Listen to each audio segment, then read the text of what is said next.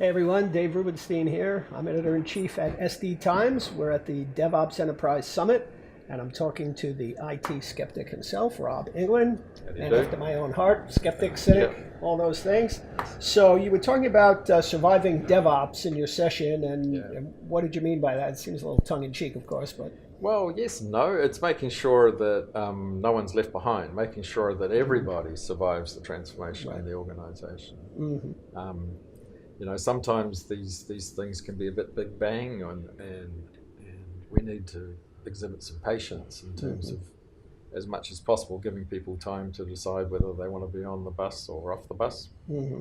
But not under the bus is the slogan, right? Good one. That we don't actually hurt anybody in the process. So if they either give them time to get on board, or if they put their hand up and say they don't want to be on board, then helping them to exit as gracefully and with as much dignity as possible, and say thank you for putting your hand up to say you don't want to be on the bus. We salute you for that, and we want to help you off safely. Wow. Yeah. Interesting. So is that more of a survival guide for the individuals or the organization? Well, it's a bit of both, isn't it? Because you've got this duty of care for the individuals, and I feel a duty of care to say to the audience that we all need to reinvent, so you need to look at making sure you're part of the journey. And then we have a duty of care at the organizational level, but also there's a loss to the organization if we heave people off the bus. There's all this institutional knowledge and organizational capital represented in those people. So if we give them every opportunity to change and we help them change, then we, as much as possible, preserve that. There's a waste involved with every person who leaves, I believe. Well, that's absolutely true. So you seem to come at this more from the IT side and the operations side than the developer side. And in looking at the way things have started to evolve, it seems that developers are more and more getting the keys to the kingdom, so to speak, to self-service provisioning of testing environments and other kinds of things. So how is the role of IT changing in a DevOps environment? So I think that, just to go back for a moment to say, I think that the dev people are under as much threat as the ops people. There are a lot of dev people who go, I don't dig this agile thing. Right. So that's true. So the message is as strongly for them as it is for ops. I'll just qualify that. Right. But I think that in the transformations that I've been involved in, a strong part of the message is that it's not about eliminating people, that we're just changing the way people work. So even though devs are being given the keys to the kingdom, there is this horrible term, no ops, so there's this whole, hey, ding dong, ops is dead, yay, we don't need ops anymore, we can get rid of all those people and we'll just do it all, and that's mythical, right?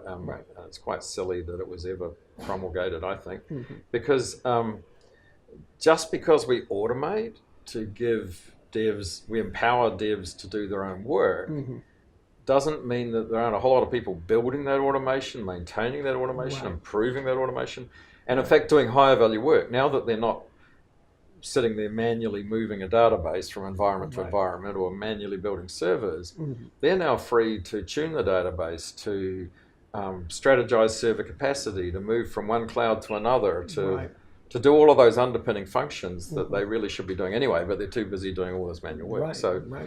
So it transforms the way we work, but I don't think it's actually shifting a balance at all. It's just increasing velocity by empowering. Get out of the way. I love the phrase, get out. We're getting out of the way of the developers and we're empowering them to do their work, but that isn't eliminating the people, it's just stepping them back from the actual flow of value. Gotcha. Yeah, I was at an event a couple of weeks ago, and the speaker was talking about how IT people really need to almost kind of reinvent themselves and really add value from an understanding of the business goals. Again, as you say, instead of just turning knobs and buttons and scripting and things of that nature, where they can actually almost morph into kind of a very technical business analyst kind of a role, where they can now help the business kind of achieve the goals that they're looking for. Yes, absolutely. In fact, I was talking to someone, I hope that we might see a presentation about this in the future, but at the moment he's not talking about it publicly, but where the CIO as a role has been eliminated. And so there's a bunch of IT people doing services and infrastructure. but that's almost off to the side. And the primary IT people are in product teams, which are business teams, Right. and so the CIO doesn't matter. It doesn't exist anymore Right. as a major role sitting across this empire. Right. And so that's part of that journey towards people sitting within business product teams. Right. I also like the idea of product not project, Right. and so there's this hashtag again of no projects, which doesn't actually mean no projects, but Right. to me it means no IT project. Well, less IT projects. We still do housekeeping stuff internally where we have project management, but when the business wants to do a project, it's their project, and we're just providing capacity to their project, and we're not doing a project inside IT anymore. And so again, we're heavily embedded, we're aligned, and they're setting the value. The product owners are prioritizing our work. We're just crunching through a backlog in a cadence.